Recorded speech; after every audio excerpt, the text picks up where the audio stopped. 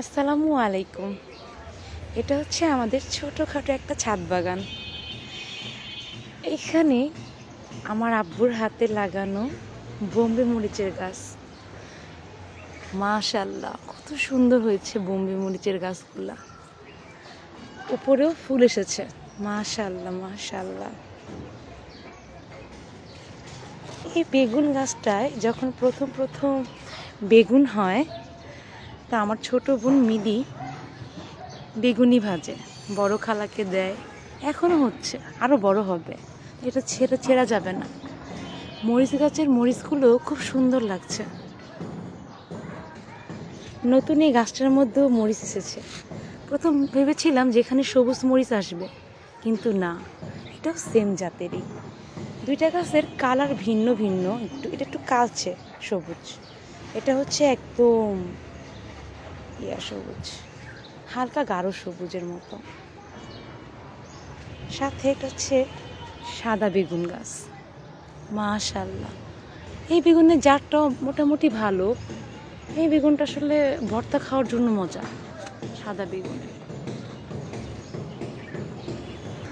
আমি বরাবরই গাছ, প্রকৃতি, খোলা আকাশ, সাথে এক কাপ চা সবসময় ভালোবাসি। আমার কাছে নিজের একাকিত্ব সময়টাকেও আমি খুব সুন্দর করে উপভোগ করি। আসলে এটার নামই জীবন।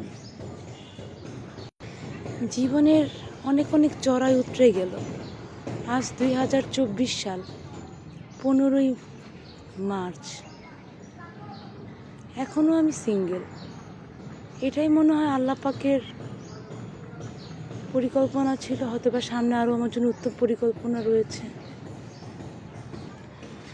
জীবনের এই ঘাত প্রতিঘাতে ভালোই আছি, কিন্তু মাঝে মাঝে অনেক খারাপ লাগে। আমি কেন? আমি তো সবসময় ছিলাম সুরভিত ভালোবাসার সৌরভ।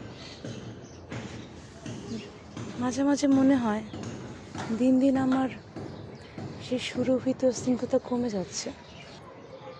তাই এখন আর আগের মতো কান্নাকাটি করি না। যা ঘটছে, যা ঘটবে, সবটাই হাসি মুখে মেনে নিয়েছি। হয়তো এটাই জীবন। মরিচ এমন একটা সবজি যা ছাড়া মানুষের চলেও না, আবার যা ছাড়া মানুষের মুখে ঝালও ধরে না। যাক, আজকের সাথে আমার এই ছোটোখাটো সুন্দর ভিডিওটি শেষ করছি। সবাইকে জুম্মা মোবারক। আল্লাহ হাফেজ।